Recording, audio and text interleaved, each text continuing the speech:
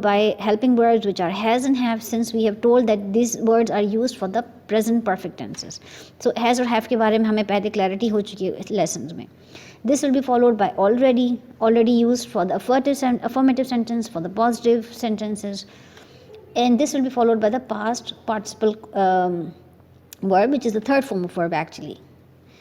Again, for the use of the yet always appears at the end of the sentence. Again, if you have the clarity of the formula, पहले हमने already use किया था auxiliary verb के बीच में, yet will come after at the end of the sentence. This is the formula structure. We start off with subject. We will have helping verbs which are has and have, which are also called as auxiliaries.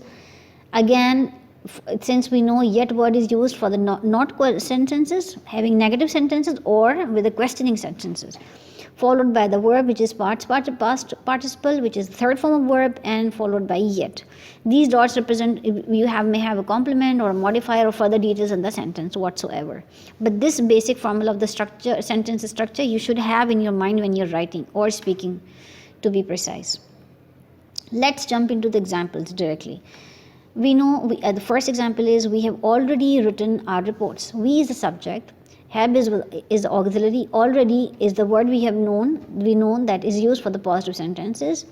Written is the third form of verb, and this is the further complement of the sentence. We know when this happened, but we don't know when did this happen. We have no idea about the time. Second sentence, we haven't written report yet. So the same sentence, but if it's a negative one and it is is present perfect, and we don't know when did this happen, so we use the word yet. Second question, example, Gabriel has already read the entire book. This is the third form of verb, already for the positive sentence. Gabriel is a subject, has is the helping verb, which is also known as auxiliary.